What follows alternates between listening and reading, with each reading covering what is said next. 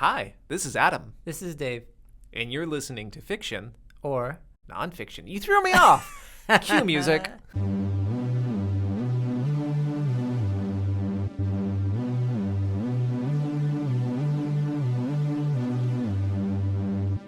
fiction or nonfiction.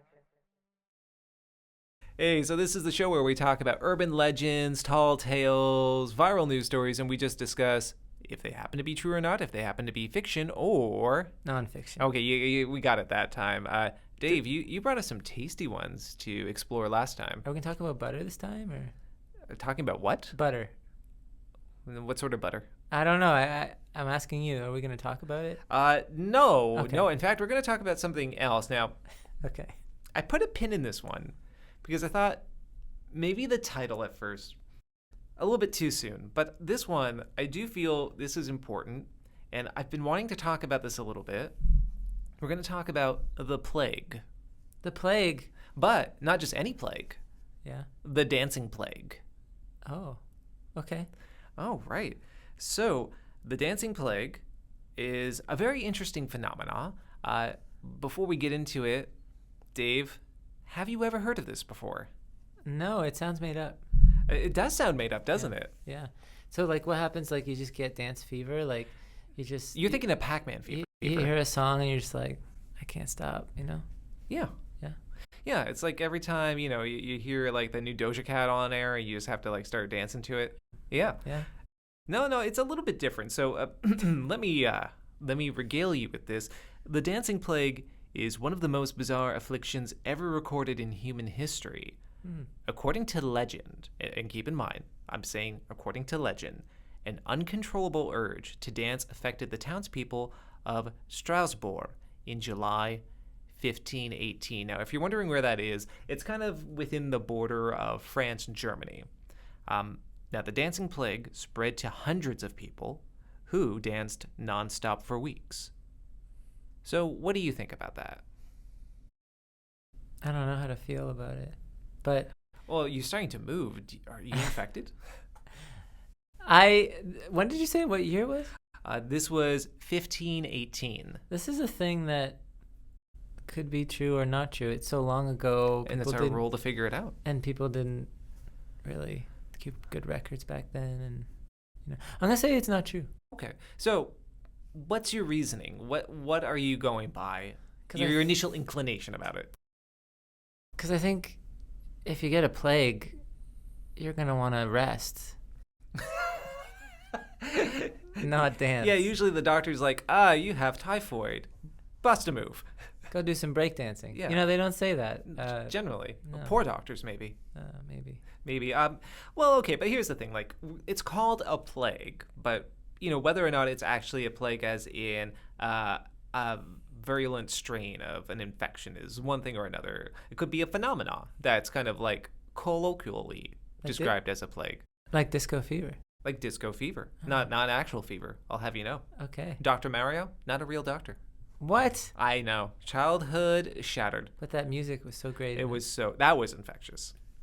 Let's talk a little bit about the dancing plague and some of this information. So what we do have is a record stating that the outbreak began in July of 1518 in this area of Strasbourg that I was talking about. Mm-hmm. So it was recorded that a young woman named Frau Truffe, I hope I'm pronouncing her name right. It actually is probably Truffe, pardon me, to all of her descendants, her dancing descendants, but Frau Truffe began to dance uncontrollably in the street, and it was reported that she kept up the constant dancing for a week. 1 week of dancing. 1 whole week of dancing. So already hearing that, like, what do you feel is the case? Do you feel like this already has you scrutinizing it? Do you think there's any sort of legitimacy to it? I think that's a lot of dancing. Mm-hmm. 1 week straight?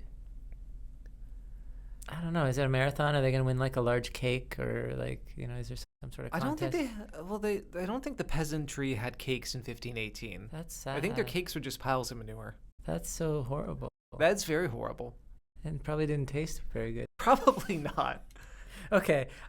Yeah, I don't know if I believe that, but maybe, I guess it's possible. So then we get to the plague element of it. Oh, yeah, that part. Yeah. Because it wasn't just our one dancer. Soon, 36 others joined in. And by August, so remember, this began in July. By August, the dancing plague had claimed, according to some records, up to 400 victims. Whoa. So, like, is this just people dancing nonstop? That's what it is? Well, the records themselves from the historical documents, they vary a bit, but basically it's showing people organizing, doing these erratic movements like dancing, but in a seemingly organized fashion. So they aren't just like, I think one thing that could immediately come up is, oh, maybe this person was having a seizure, for example, and it was misconstrued as this phenomena. But no, actually, there were types of organized movements erupting from multiple people simultaneously, according to these sources at least. So, like, are they doing like the Charleston or the jitterbug or the mashed potato? I don't think they actually list the particular dance moves. Okay. Well, if you had to dance for a week straight, what would you dance? I don't know. Funky chicken? Maybe. I probably wouldn't do the worm. It'd be too much effort. Could you do the worm now? No. Fiction or nonfiction? Can Dave do the worm? Okay, well, that will be another episode. Or record the audio of me failing. Okay, but in general, do you think this happened? Maybe, do you think there was anything like this phenomena that happened, or do you think it's completely fabricated? I think it's fake. Maybe people were like bored. It was summer vacation, and they're just like, we're gonna dance the rest of the summer. I don't know if the peasantry had vacation. That's true. They didn't. Yeah. I don't think they did anyway. But maybe it was just summer vacation is, the feudal lords going, congratulations, you get to plant twice as many crops for us. Hooray. So yeah, I don't know. I'm just saying.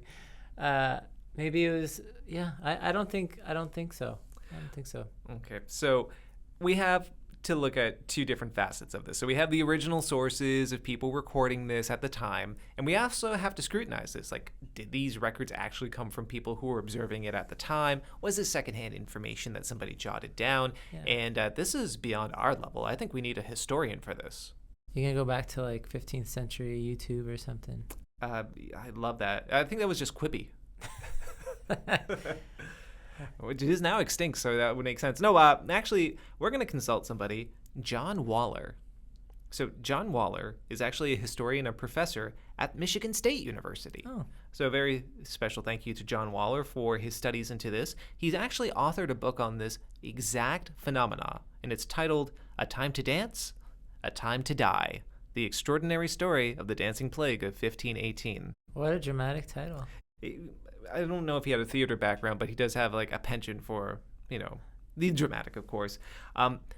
Anyway, this book details historical records documenting the dancing deaths, and the sources are pretty interesting because it goes from firsthand accounts of churchgoers to physicians, cathedral sermons, and local regional chronicles. So, like, it does go all over the place, but it even notes some statements issued by the Strasbourg City Council during the height of the plague. All are unambiguous on the fact that victims danced. So it's been concluded by this that all these records indicate there was some sort of outpour of people dancing in the city. Okay. So given that information, what's your stance now? Same. Okay, so what's your reasoning with that? I don't know. They're not really specific about it. They're like, these people were dancing. Like, who? And again, this is being treated as a plague or some sort of infection. Like, was it actually an infection that made people dance uncontrollably? Was there like a new style of music then that was like really like hot and people were like, let's dance? Yes. Let me see. According to this, it was called Ye Old Trap. I don't think so. No. Okay. Okay. Though. So this is something that passed my mind too. Like, just because everyone is having records of people suddenly taking to the streets dancing, is this some uncontrollable urge? Or is this just people wanting to have a good time? It could be that. What area of town did you say it was? It was all over Strasbourg, so right over this township. I will say, though, according to John Waller's book, there's been multiple accounts reported that hundreds took to dancing uncontrollably. And as weeks passed, dancers began to collapse and some reports actually indicate people died from a stroke or a heart attack. Weird. There are claims as well reported in this book that guild halls were refurbished to accommodate the dancing. So basically, they made giant dance halls in Strasbourg, as well as including musicians and strong people to keep those dealing with the dancing mania to stay upright. Okay. So that's pretty interesting. The Council of Strasbourg was forced to ban public dancing as people danced in fear it was a divine punishment. So basically what happened was there were those individuals who danced uncontrollably. Some others joined in, afraid that it was divine punishment, and they danced in order to be free of sin, to quote one of the records from Council. And then by early September, this outbreak began to subside, and the dancers were sent to a mountaintop shrine to pray for absolution. But they were dancing? While they were dancing? Well, because they were dancing. Oh, okay. But did they stop dancing while they did that? I think it doesn't really say. Mm. But is essentially, yeah, the records go, this happened up until September, so we really only have a 2 to 3 month period of this happening.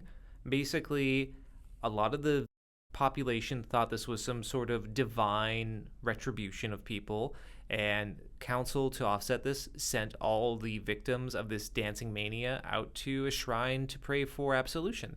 And by that point, the dancing resolved itself. I don't know. Something seems missing. Mm-hmm. Like it's missing. Here's the thing at this point. The records do authenticate that hundreds of people broke out into dance during 1518 in this area. But there's a couple points to bring up and things to question. Okay. So one of the big things is, what about the rumors that people died? What do you think about that? Basically, they said people danced so much that they had strokes or heart attacks and passed away. I don't know. Can that happen? I'm sure it could. But there's really no evidence. They just said it. Yeah. It doesn't say like so-and-so suffered a stroke and fell and you know what I mean? Like, or had a heart attack. They didn't say who. It's just very general. So you would want solid records indicating individuals, named individuals. They need something. Okay. Yeah. Which I don't disagree with you. I think when we hear a story like this, it's really easy to hear reports of people passing away. And, you know, I think a lot of people would just brush their hands and go, well, that proves that, without thinking, yeah, but who actually died? What records exist indicating this? So I'll let you know. I think you're on the right path with this. Okay. Because there is controversy surrounding the claims that people danced to death. Various sources, again, from all these different records from clergy, records from physicians, from the town council ledger, they contradict each other. Some sources claim that for a period of time, the plague killed about 15 people per day. But the sources of the city of Strasbourg, so the official records at the time of the event, did not mention any fatalities relating to the dance phenomena. And there are no sources related to the events that make notes of death, so it could be that perhaps someone incidentally may have passed away, but there's nothing concrete to actually substantiate people died from this. Okay. And there's really nothing saying where it came from or how, like we know where it happened, but it doesn't say what caused it. Other than dancing, what else happened? Like it didn't say. Well, that actually brings up the next point, which is talking about what could have happened. So you remember the guy I talked about whose work I'm referencing. That's John Waller. So he did cite many sources that mentioned deaths were from later accounts of the events. So I just want to backtrack to this just 1 second. So while there are records of people saying that individuals died from this, these are all coming from later recounting of the events. So not at the time. So you know how things get embellished over time, legends grow. It appears here from everything John Waller is indicating there's no records at the time of people dying from it. It's just that these kind of got tacked on to the stories as time passed. And then there's also uncertainty around the number of dancers involved. The high figure is about 400 people. Lower end of it is 50. It's a big gap there. That's a huge gap. Yeah. So yeah, what do you think caused the dancing plague is a great question. Well, what do you think? Did anything like this ever happen before?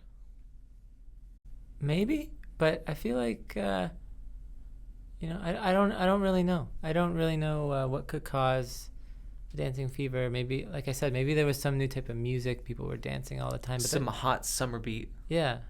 But like, or maybe Some new Sabrina Carter track. maybe someone Carpenter, whatever her name is. someone came from the future with like disco or some sort of dancey music, and people were like, "This is amazing," and they're like, "I can't stop." But I don't think that happened either, because that's not a thing that's happened. I don't have an answer to your question. That was very insightful, What by I'm the way. trying to say. I was thinking of Back to the Future or something, or Bill and Ted's Excellent Adventure. Are you just thinking of the scene where Marty McFly starts playing Johnny Be Good? Yes. And then it's like, listen to this. Hey, Marvin. Yeah, that one. Yeah. Yeah. Yeah, well, with this, I don't know. It's tough to say. I will note that there are similar events that have said to have occurred, like this dancing plague in Strasbourg. And in fact, there's records of this, nothing substantiated, but sort of anecdotal claims of this happening throughout the medieval age, including the 11th century in Saxony, where it was believed that this sort of uncontrollable dance was a result of divine judgment. Kind of like what the council said, that this was some sort of, I guess you could say, divine retribution or punishment. But it's interesting because you look at contemporary explanations at the time. Mm-hmm. Not only do you have that, but you also have other explanations of why people uncontrollably dance, ranging from overheated blood to demonic possession. Oh, so maybe they were possessed. Well, possessed by dance fever, obviously. Clearly, yeah.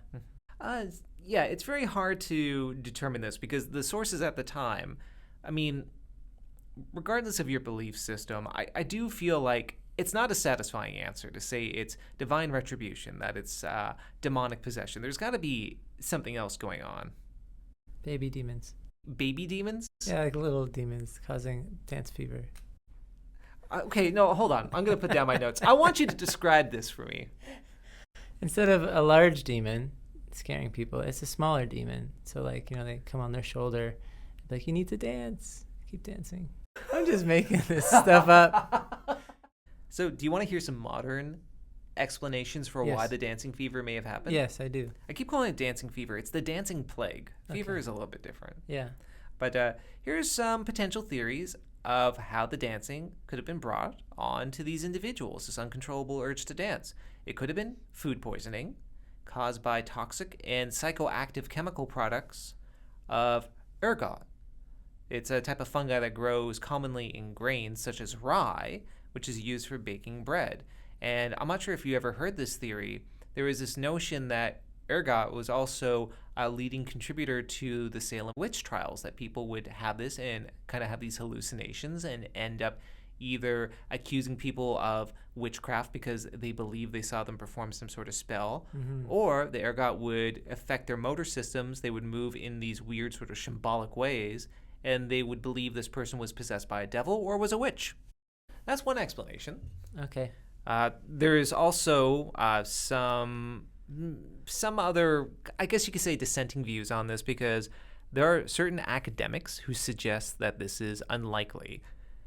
For example, in a 2009 article for The Lancet, John Waller, who was also the author of that book, argues, and I quote, "This theory does not seem tenable, since it is unlikely that those poisoned by ergot would have danced for days at a time, nor would so many people have reacted to its psychotropic chemicals in the same way," because again, we have to keep in mind, I should say also, end quote, but keep in mind that this is a coordinated seeming dance that is going on. So Waller has another idea. He speculates the dancing plague may have been an example of some sort of stress-induced mass hysteria. The dancing could have been a type of stress-induced psychosis on a mass level, since the region where people dance was riddled with starvation and disease, so a lot of stressors going on, and that the inhabitants tended to be very superstitious. So, 7 other cases of the dancing plague were reported in the same region during the medieval era. So this is not without precedent. It's just that this is the best recorded instance of something like this happening. And this isn't the only time in history where this sort of random and intricate unintentional movement is recorded in people throughout history. There's such phenomena as the St. Vitus dance, St. John's dance, Tarantism, which are labeled in the Middle Ages as some type of dancing mania, And this was actually something that was relatively common. Common is maybe a tough way to describe it, but it certainly was more common than I think a lot of people think, that there were other small communities or people afflicted by this seemingly unintentional dancing. So with all that said, It's still not really completely answered, or well, I mean, we certainly know it happened. it happened. But what we don't know is, Why? what do you think about John Waller's explanation? I think that could be it. I think it's something that happened so long ago, it's kind of hard to know 100%. Yeah, and also the fact that the historical records vary, that it could be 50 people, it could have been 400 people, I think articulates the fact that maybe that this got extrapolated and it got blown out of proportion as the story carried on to other townships or amongst the peasantry, because maybe it was just a case where it was maybe 50 people. They started dancing uncontrollably. Perhaps it was some sort of mass hysteria that just broke out. People started doing this because they were perhaps superstitious or worried that they were facing divine retribution and that this was their way to extol themselves of that. And then it just kind of blew up out of there. But regardless of the reasons why, this is surprisingly nonfiction. This actually happened. Wow. I have, of course, always some sources to go through. So we mentioned John Waller quite a bit. In fact, he's probably the expert right now on this subject. He has a number of books out on the subject, including A Time to Dance, A Time to Die, as we mentioned before. He also has another book called The Dancing Plague, The Strange True Story of an Extraordinary Illness. And he also has that aforementioned article, A Forgotten Plague, Making Sense of Dancing Mania, which was published in The Lancet. But there's some other sources for this as well. The Encyclopedia Britannica does have information on it. There's also a really interesting article that was published originally in the JSTOR Daily by Amelia Soth, titled When Dancing Plague Struck Medieval Europe. And then also one other thing which I find is very interesting, Strasbourg 1518, Reliving a 16th Century Plague in Lockdown, which was an article published in The Guardian by Sarah Crompton, which discusses not only revitalization and fascination with this phenomena, given what was happening with the COVID-19 lockdowns, but a reevaluation of people's psychological reactions to that. So it's a really great article. And also out there, if you're listening, you're a member of Windsor Public Library and you'd like some more information about this story or just additional information of the surrounding time frame, we have a lot of works for you that you can borrow from our library. There is Daily Life in Medieval Europe by Jeffrey Singman. It depicts day-to-day life in small medieval communities like Strasbourg. There's also Pathogenesis, A History of the World Through 8 Plagues by Jonathan Kennedy, which is a sweeping look at how major transformations in history come from the rise of certain types of illnesses. And then, most interesting of all for people who might find this history intriguing, is The Dance Tree by Kieran Millwood Hargrave, which is a fictional retelling of the events of Strasbourg during the outbreak of the Dancing Plague. So you can check those all out at Windsor Public Library. Very good. Lots of medieval facts for you. Yeah, I feel like shaking my butt and breaking a leg right now. I'm so excited about getting these sweet facts. But before I do, Dave, you're doing an electric boogaloo right now. You're worming. It's incredible. You're doing the robot, and you're handing me a random Dave fact? I sure am. I need you to know. I need you to tell me, is this fiction or nonfiction? This is fiction or nonfiction. That is the program. You already did That's that. my new thing I'm going to do. You already did that joke? This fact I'm going to give you. Okay. I need you to tell me, is this true or not? Well, it's a fact. So, therefore, it's true. It's not? No. What I'm about to say, I need you to tell me if it's true or not. Okay. Okay? This is what I'm going to say. Bananas are radioactive. That is a weird statement. Are bananas radioactive? That's a question. But, regardless, it's an intriguing question, because why would someone ask that? I don't know. I desperately want to say no. However, and this is where you get tricky sometimes, technically everything is radioactive. Technically everything has a small degree of radioactivity emitting from it. So technically I'm going to say yes. I just have to say one thing. Why'd you get so book smart? It's those books in front of me Okay. that I play all through Quibi. So, Quibi can read books. Oh, wait, Quibi's dead. Never mind. keep referencing that. So bananas are radioactive, okay? That can't be good. Due to them being rich in potassium, every banana is actually slightly radioactive, as you were mentioning, thanks to containing the natural isotope potassium -40. It's so negative. I know. Interestingly enough, your body contains about 16 milligrams of this very same potassium, and that means that you're around 280 times more radioactive than a banana already is. Oh, interesting. So we're radioactive as well. So we're like the Hulk. Any excess of potassium -40 you gain from a banana it comes out within a few hours. It's negligible, yeah. Yeah. So it's kind of similar to the Apple thing, like, it's not From our previous it's episode. not gonna affect you. Yes, from our previous episode. So yes, they are technically slightly radioactive, but as you mentioned, everything is radioactive, I suppose, even the gum I was chewing earlier. Yes. I'm glad you didn't swallow it. I didn't. No, I didn't. And I have a bonus fact for you. Is it about dancing? No, it's about the universe. What's the most popular dance move in the universe? Oddly enough, it's the Kathmandu. I don't know about that. Oh, okay. In 2002, there was a study done by astronomers that found that light coming from galaxies averaged out to a very specific color. They came up with a name for this color. And I want to know if you think this is the actual name or not. So you're saying you're going to present me with a name, and you want me to tell you if you're lying or not? Yes. Okay. The universe's average color is called an Americano latte. Oh, I could go for one of those. Actually, I believe it is called a corchata. No. Oh, darn. Okay. Do you think that is the actual name? No, it is not. It's It's not. called mud brown. No, actually, that is the false name. I gave you a false name. The actual name is the color of the universe is cosmic latte.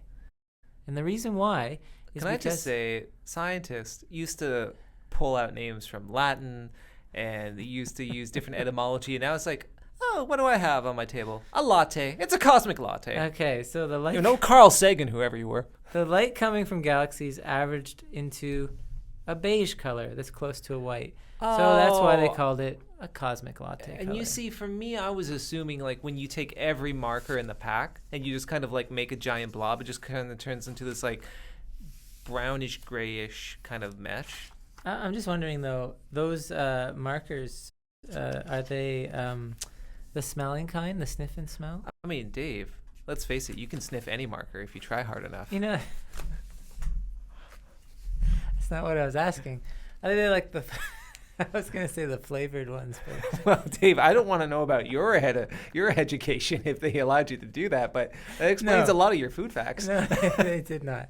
But you know what I mean. Like they're scented. Yeah, no, I know exactly what you mean. We might get into that in a future episode. Smell like stars. I was reading. I don't have the fact in front of me. No, earlier.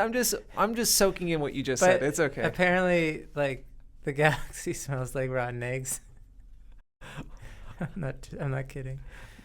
We'll have to fact check that for a future episode.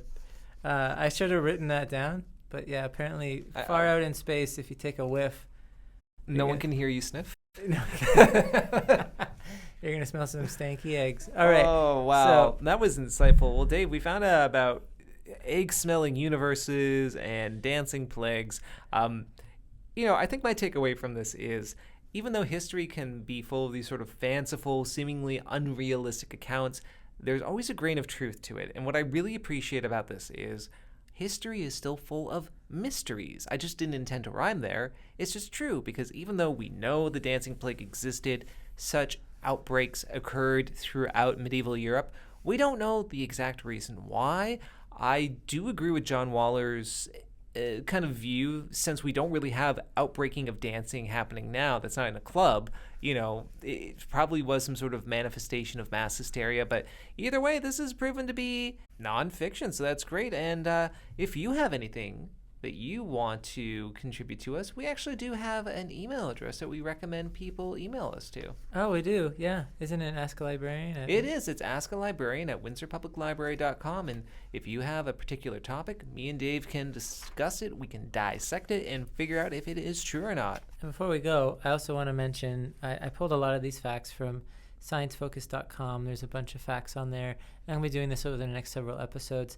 But all of these are kind of backed up with various sources from the BBC. So there's, I believe, 100 Weird Facts was the actual title of the article, or Fun Facts. I also wanted to mention that and then suggest a name for the dance, perhaps, that they had back then. Oh, and what would that name be? That'd be the History Mystery Dance. Oh, Dave, I'm going to get a new tattoo this evening. You figure out if that's fiction or nonfiction, and you listen to us next time to see how my tattoo went, and also just to discover whatever story we unpack on that episode. But until then, this has been Adam and Dave, and this has been Fiction Or Nonfiction. Nonfiction. Oh, you sneaky Pete. Bye.